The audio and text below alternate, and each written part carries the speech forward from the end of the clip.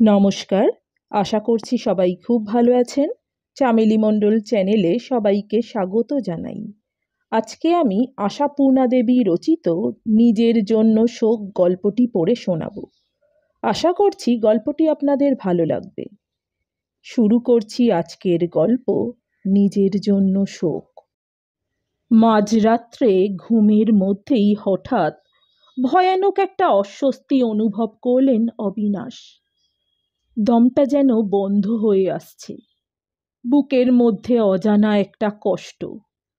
ঘুম ভেঙে গেল, দেখলেন সর্বাঙ্গ ঘামে ভিজে গেছে, ঘাড়ের নিচে বালিশটা ভিজে থসথস করছে। উঠে বসতে গেলেন, পারলেন না।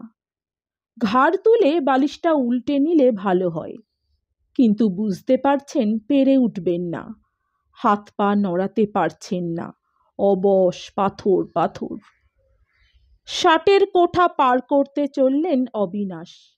জীবনে অনেক দেখেছেন, সেই অভিজ্ঞতা তীব্র একটা প্রশ্নের রূপে অবিনাশের মস্তিষ্কের কোষে কোষে সমস্ত স্নায়ুর পর্দায় পর্দায় যেন তীক্ষ্ণ একটা করাত চালিয়ে গেল।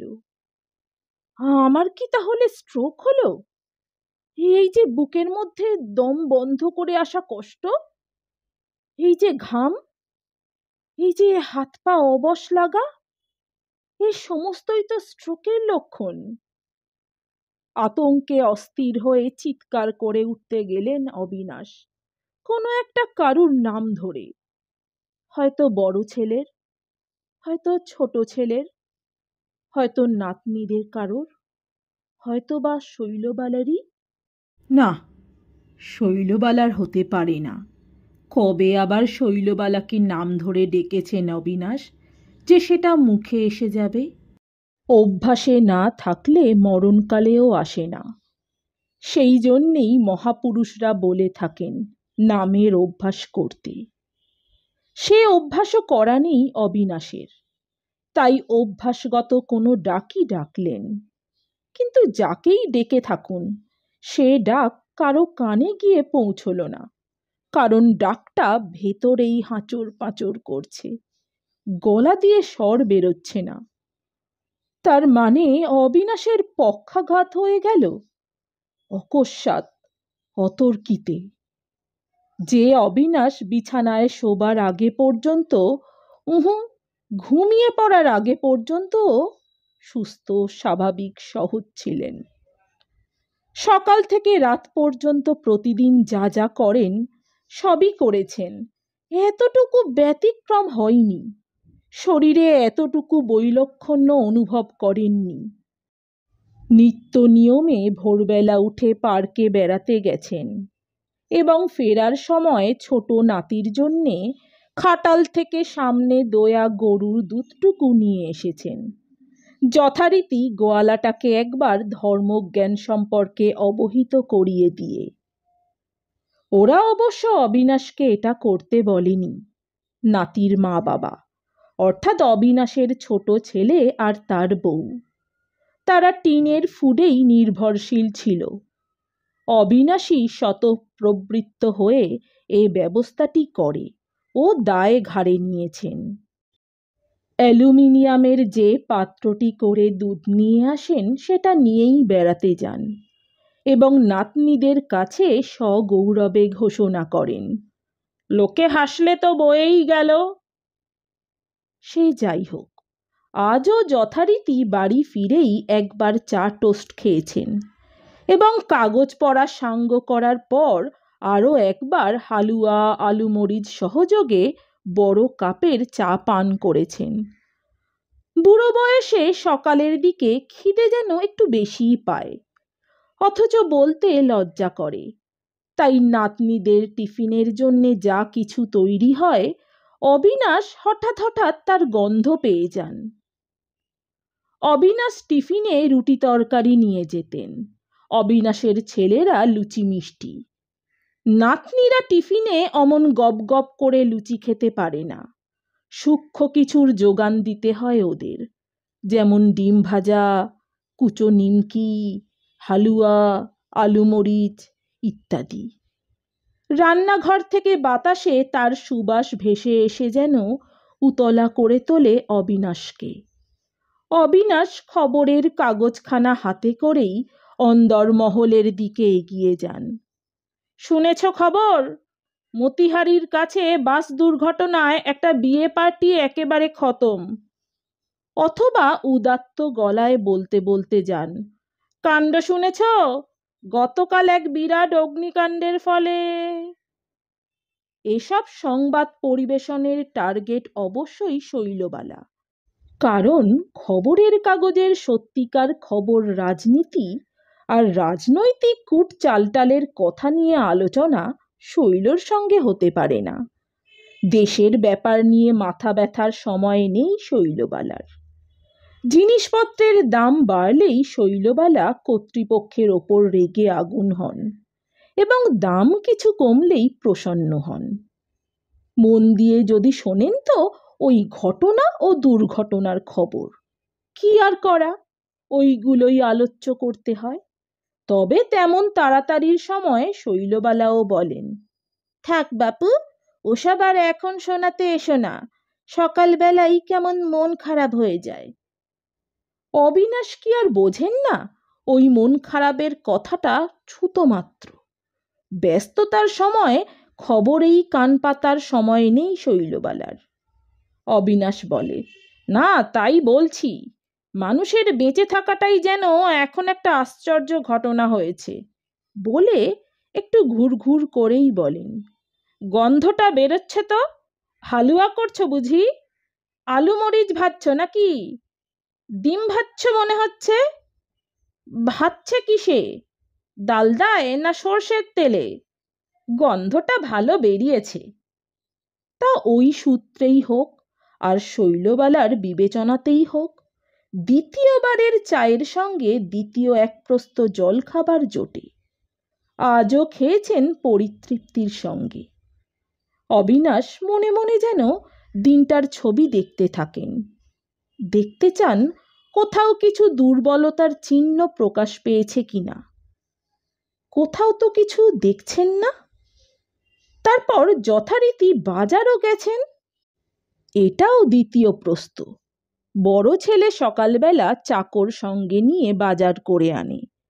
তবু ছেলেরা অফিস চলে যাওয়ার পর অবিনাশ আর একবার ঝর্তি পড়তি বাজারটা ঘুরে আসেন এবং অখাদ্য কিছু মাল এনে হাজির করেন, যা ওরা ছোঁয় না। কিন্তু থোড়, পুঁইশাক, মুখী কচু, মৌরলা, পুঁটি এসব জিনিস খায় না মানুষ। খায় না তো বাজারে বিক্রি হয় কেন? যাকে কেউ না খাক, অবিনাশ একাই খাবেন। শৈলবালা শুদ্ধ আজকাল ধুয়ো ধরেছেন, ওসব খেলে অম্বল হয়। ওটা কোনো কথাই নয়, ফ্যাশানি বউ ছেলের কাছে শুয়ো হওয়া। অবিনাশ ওসব শুয়ো হওয়া হইর ধার ধারেন না, বরং ওই বৌমাদের দেখিয়েই একটি গাদা করে চচ্চড়ি খান আজও। আবার বিকেলে চায়ের সঙ্গে বিস্কুট খেয়েছেন। ছোট নাতনিকে স্কুল থেকে নিয়ে আসার ডিউটি পালন করেছেন। পার্কে গেছেন ছোট নাতির সঙ্গে। ঝি যায় গাড়ি ঠেলে নিয়ে, তবু অবিনাশ সঙ্গে যান। নিশ্চিন্ত হয়ে ঝিয়ের হাতে ছেড়ে দিতে রাজি হন না। যদিও নাতির মা মুখ টিপে হেসে বলে, কত বাচ্চাই তো লোকজনের সঙ্গেই পার্কে আসছে, কার আর দাদু আসছেন পাহারা দিতে? তা বলুক, অবিনাশ যান, আজও গিয়েছিলেন। তারপর আর কি, একে একে দুই ছেলে বাড়ি ফিরেছে। তাদের জন্যে চা হয়েছে। সেই সঙ্গে যেমন খান একটু একটু খেয়েছেন এবং আরও কিছুক্ষণ এটা ওটা কথায় কাটিয়ে রাত্রের খাওয়া সেরে শুয়েছেন। এর মধ্যে কোথায় কোনখানে সেই বিরাট গহ্বরের ইশারা, যেখানে পা ফেলেই তলিয়ে গেলেন অবিনাশ সেন নামের লোকটা। অবিনাশ আবার চেঁচাতে গেলেন, গলা দিয়ে শব্দ বার করতে পারলেন না। তার মানে সর্বশরীরেই পক্ষাঘাত হয়ে গেছে। জিভটাও বাদ দেয়নি সেই নিষ্ঠুর দস্যু। পক্ষাঘাত। লোকটার বাজার চলতি যে নামটা আছে সেটা না ভেবে অবিনাশ আয়ুর্বেদ শাস্ত্রের পাতা থেকে তুলে আনলেন সেই অপ্রচলিত শব্দটা।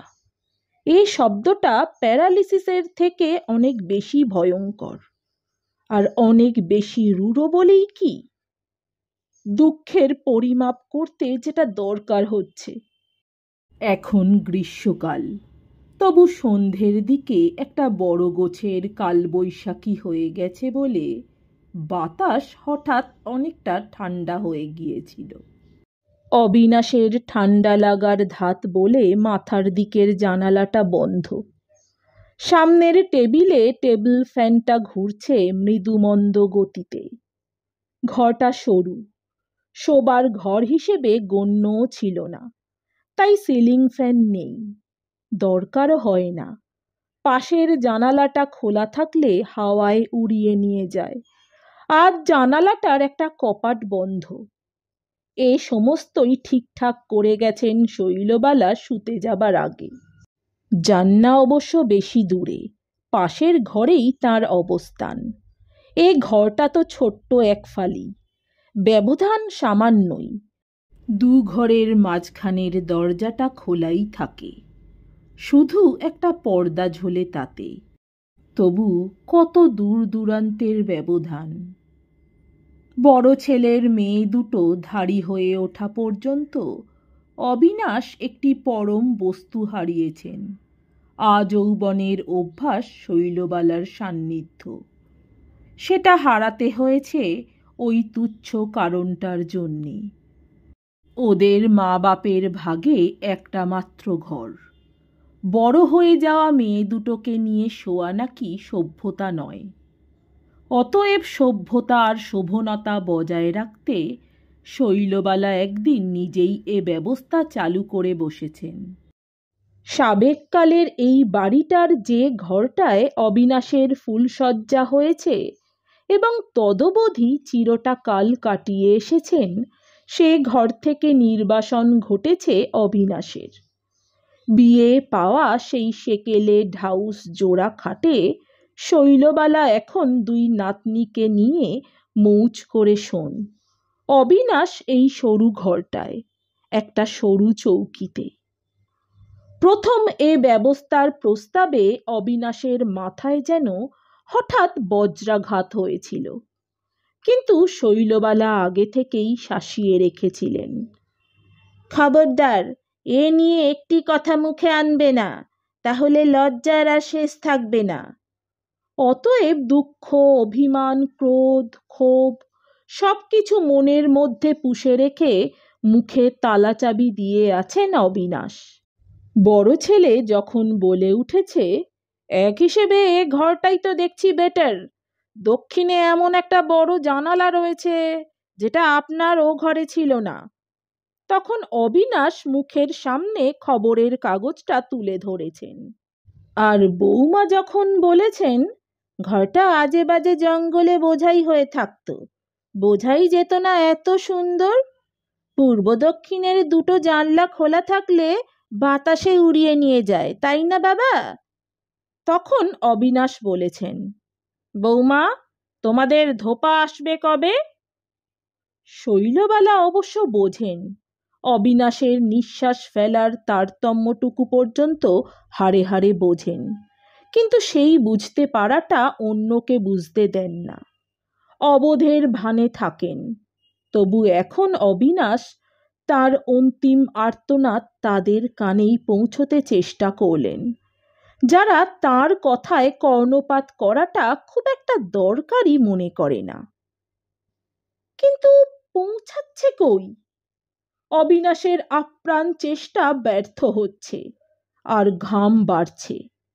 দুঃখে যন্ত্রণায় জোরে কেঁদে উঠতে চেষ্টা করলেন, আর তখন গলা থেকে একটা গোঁ গোঁ আওয়াজ বেরোলো, অনেকটা যেন ক্রূর কোনো জন্তুর আর্তনাদের মতো। এখন অবিনাশ তার বড় নাতনির গলা শুনতে পেলেন, দিদা, ও দিদা, দাদু কিরকম চেঁচাচ্ছে। তার মানে শৈলবালা এখনো সুখনিদ্রায় বিভোর। এ আওয়াজ তার সেই ঘুমের গভীরে গিয়ে পৌঁছতে পারেনি। উহ! অবিনাশ এই হাত কয়েক দূরে পড়ে থেকে মৃত্যু যন্ত্রণা ভোগ করছেন, আর শৈলবালা আবার বুকের কাছটায় কি যেন ডেলা পাকিয়ে উঠল। তাই ভালো। সুখের ঘুম ভেঙে সকালে উঠে অবিনাশের মরা মুখই যেন দেখে শৈলবালা আর তার ছেলেরা। মনে মনে স্ত্রী পুত্রের প্রতি এই ভয়ঙ্কর অভিশাপ বাণীটি উচ্চারণ করে ওঠার সঙ্গে সঙ্গে চোখ দিয়ে এক ঝলক জল গড়িয়ে পড়ল অবিনাশের। কিন্তু অবিনাশের অভিশাপ কার্যকরী হল না। পরক্ষণেই শৈলবালার সদ্য ঘুমভাঙা আর্তস্বর, "হোমা, সে কি?" তৎপরক্ষণেই পর্দা নড়ল। শৈলবালার আলুথালু মূর্তিটা দেখা গেল পর্দার গায়ে। অবিনাশ চোখ বুজলেন। জল গড়িয়ে পড়া চোখটা শৈলবালাকে দেখাতে ইচ্ছে হলো না। চোখ বুজে থেকেই অনুভব করলেন অবিনাশ, নাতনি দুটোও চলে এসেছে এ ঘরে। তার মধ্যে ছোটটা তারস্বরে, "বাপি, বাপি, কাকু, কাকু।" রবে ডাকতে ডাকতে ছুটে বেরিয়েও গেল। অবিনাশ অনুভব করছেন শৈলবালা অবিনাশের সরু চৌকির কিনারাটুকুতেই বসে পড়ে অবিনাশের ডান হাতের নাড়িটা টিপে ধরেছেন। কোবরেজ বাড়ির মেয়ে এবং সহজাত বুদ্ধিতেও নারী জ্ঞানটা শৈলবালার প্রখর, আর সেই জ্ঞানটা সম্পর্কে রীতিমতো সচেতন। কারুর অসুখ বিসুখ করলেই শৈলবালা আগে এসে তার নাড়িটা ধরেন। অবিনাশ অনুভব করছেন শৈলবালা অবিনাশের হাতটা সাবধানে বিছানায় নামিয়ে দিয়ে তাকে ঠেলে ঠেলে আপ্রাণ ডাক দিচ্ছেন, "শুনছ? ওগো, শুনছ? কি কষ্ট হচ্ছে? শুনছ? খারাপ স্বপ্ন দেখেছ?" ইচ্ছে করলেই চোখটা খুলতে পারেন অবিনাশ। চোখের পাতায় পক্ষাঘাত হয়নি, তবু সেই ইচ্ছে তিনি করলেন না। তিনি ওই আকুল ডাকটি উপভোগ করতে লাগলেন। "শুনছ? ওগো, বলো না, কি কষ্ট হচ্ছে?" তার সঙ্গে শৈলবালার প্রেম স্পর্শ। অবশ্য এই স্বপ্নীল উপভোগটি স্থায়ী হল না। দুই ছেলেই এসে গেল। অবিনাশ চোখ বুজেই দেখতে পাচ্ছেন একজনের পরনে সিল্কের লুঙ্গি, আর একজনের ডোরাকাটা রাত পায়জামা। বাপের বিছানার কাছে এসে দাঁড়িয়ে মুখ ঝুঁকিয়ে উচ্চস্বরে ডাকছে, "বাবা, বাবা।" তারপর নিচু গলায় বলল, "ব্যাপারটা কি?" শৈলবালার উত্তর শুনতে পেলেন, "কি জানি, রিঙ্কু আমায় ঠেলে জাগালো দাদু কিরকম চেঁচাচ্ছেন বলে। এসে ডাকাডাকি করছি, সাড়া পাচ্ছি না। কিন্তু সুরটা এমন কেটে যাচ্ছে কেন?" শৈলবালার কণ্ঠে তেমন হাহাকার ভাব ফুটল না কেন, বরং ক্ষণপূর্বের সেই ব্যস্ত আকুলতাও অন্তর্হিত, যেন বেশ আত্মস্থ ভাব। তার মানে ছেলেদের সামনে খেলো হবেন না। স্বামীর জন্যে আকুলতা, এটা তাহলে শৈলবালার কাছে খেলমি? হ্যাঁ, তাই। আগেও এ জিনিস লক্ষ্য করেছেন অবিনাশ। বড় ছেলে আর একবার ডাকল। অবিনাশ সাড়া দিলেন না। ছেলেরা এখন ডাক্তারের কথা তুলল। কে জানত চোখের ওপরকার ছোট্ট ছোট্ট এই পাতা দুটো এত বড় একটা আবরণ, প্রাচীর, তার আড়ালে কতখানি আত্মগোপন করা যায়। খুব দুঃখের সঙ্গে এখন অনুভব করছেন অবিনাশ বুকের সেই দারুণ কষ্টটা অনেকটা কমে গেছে। মনে হচ্ছে এখন বোধহয় কথা বলতে পারবেন। ওদের ওই উদ্বেগকে এক ফুঁয়ে উড়িয়ে দিয়ে বলতে পারবেন, দোহাই বাবা, ডাক্তার ফাক্তারকে আর এই মাঝরাত্তিরে ডাকতে যেতে হবে না। এক্ষুনি মরছে না তোদের বাবা। মনে হচ্ছে বলতে পারবেন সে অবস্থা হয়েছে, তবু বলতে চেষ্টা করলেন না অবিনাশ। দাঁতে দাঁত চেপে পড়েই রইলেন চোখ বন্ধ করে। ভয়ানকভাবে অনুভব করছেন কথা কয়ে উঠলেই অবিনাশ হঠাৎ সস্তা হয়ে যাবেন। না, এক্ষুনি সস্তা হয়ে যেতে ইচ্ছে নেই, বরং চোখ বুজে সেই অবস্থাটা উপভোগ করবেন। ডাক্তার এলো, পরীক্ষা করল, ডাকলে সাড়া দিচ্ছেন না শুনে ইশারায় ইঙ্গিতে সন্দেহ প্রকাশ করল। সেরিব্রাল থ্রম্বোসিস হওয়া বিচিত্র নয়, নির্দেশ দিল। একদম শুইয়ে রাখুন, কমপ্লিট রেস্ট। তাহলে তখন কিন্তু আর ছেলেরা বাপ সম্পর্কে এত উদাসীন থাকতে পারবে না।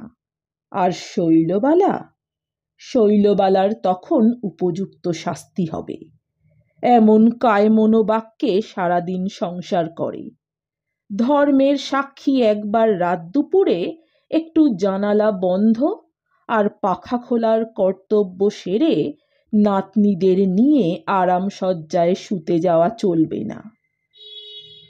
ডাক্তারের প্রতীক্ষা করতে লাগলেন অবিনাশ তাঁর আবরণ প্রাচীরের আড়ালে থেকে, কিন্তু সে প্রতীক্ষা সফল হলো না। অবিনাশ নিজের বলবার কথাটাই শৈলবালার কণ্ঠে শুনতে পেলেন।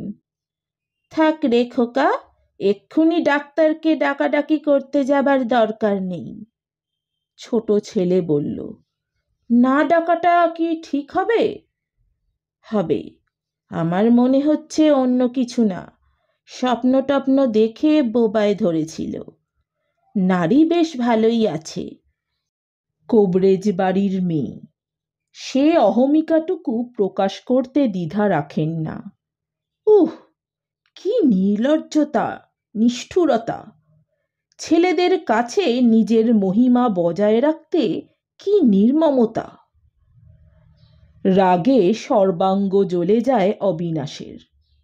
মনের মধ্যে কথার চাষ চলে, বড় অহংকার দেখছি যে, সর্বজ্ঞ হয়ে গেছো একেবারে। নারী ভালো আছে? ভালো থাকতে কে মাথার দিব্যি দিয়েছিল তাকে? নিজের নারীর এই দুর্ব্যবহারে আর একবার চোখে জল আসে, চোখ জ্বালা করে সেই নোনা জলে, তবু চোখ খোলেন না। শৈলবালার নিশ্চিন্ত নিশ্চিন্ত গলার স্বর ধ্বনিত হয়, পাখাটা বাড়িয়ে দে তো রিঙ্কু, আর জানলাটা ভালো করে খুলে দে। হেই, শুনছ? জল খাবে? জল? শব্দটা শুনে অবিনাশের সমস্ত স্নায়ু উন্মুখ হয়ে উঠল। অনুভব করলেন ঠিক এই মুহূর্তে এটাই খুব দরকার হচ্ছিল তাঁর। আর চোখ বুজে থাকা চলবে না। ওরা হয়তো সাড়া না পেয়ে জল আনবে না, বলবে, থাক, ডিস্টার্ব করে কাজ নেই, জাগলে খাবেন। অবিনাশ চোখ খুললেন। বড় ছেলে বলল, বাবা, জল খাবে? বড় ছেলের এ কণ্ঠস্বর কতদিন শোনেননি অবিনাশ। এমন করুণায় কোমল, স্নেহ স্নেহ। মাথা নেড়ে জানালেন, হ্যাঁ। বড় নাতনি তাড়াতাড়ি জল এনে দিল। এও নতুন, সবাই জানে দাদু হচ্ছেন দিদার বিজনেস। ছোট ছেলে বলল, কি হলো হঠাৎ? এ স্বরটাও যেন বহু যুগের ওপার হতে ভেসে আসার মতো। অবিনাশ দু হাত উল্টে বললেন, কি জানি, হঠাৎ বুকটা কেমন। বলেই খেয়াল হলো হাত বেশ ঠিকভাবেই নাড়াতে পারছেন, কথাও বলতে পারলেন। সকলের অলক্ষিতে পাটা একটু নাড়িয়ে দেখলেন, নড়ল। তার মানে অবিনাশ সেন নামের এই প্রৌঢ় ভদ্রলোকটির সব ঠিক আছে। ছোট ছেলে বলল, এখন ঠিক লাগছে, না ডাক্তারকে ডাকার দরকার আছে? ডাক্তারকে ডাকার দরকার আছে কি না এ প্রশ্নটা রুগীকে করবার নয়। শুনে অভিমান হলো অবিনাশের। আবার চোখে জল এলো। মাথা নেড়ে বললেন, না। তাহলে শান্ত হয়ে ঘুমোবার চেষ্টা করো।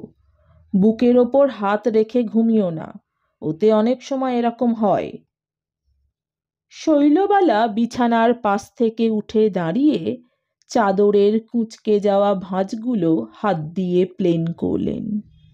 সহজভাবে বললেন, একটা কাজ কর খোকা, তোদের কি সব হজমের ওষুধ টষুধ আছে তাই একটু দে। মনে হচ্ছে পেট গরম হয়ে। খুবই স্বাভাবিক, খোকা অনায়াসে বলে। এসে দেখে আমারও তাই মনে হয়েছিল। বয়স হয়েছে তা তো ভাবেন না। খাওয়া দাওয়ার ব্যাপারে একটু হওয়া উচিত, অন্তত রাত্রের খাওয়াটা। আমফামগুলো না খেলেই ভালো হয়। আমার তো বাবার খাওয়া দেখে ভাবনাই হয়। অবিনাশের মধ্যে যেন একটা প্রবল ভূমিকম্প হয়। তার এতক্ষণের আশার, আকাঙ্ক্ষার, কষ্টে গড়া নিজের দাম মুহূর্তে ধূলিসাৎ হয়ে গেল। অবিনাশ একটা নেহাত সস্তা বুড়োয় পরিণত হয়ে গেলেন। যেরকম বুড়োরা ওজন না বুঝে খেয়ে রোগে পড়ে ভোগে আর ভোগায়। শৈলবালা একটা গেঞ্জি নিয়ে এসে বললেন, ঘামের গেঞ্জিটা ছেড়ে ফেলো। খোকা, বুদু, তোরা ঘুমোগে যা।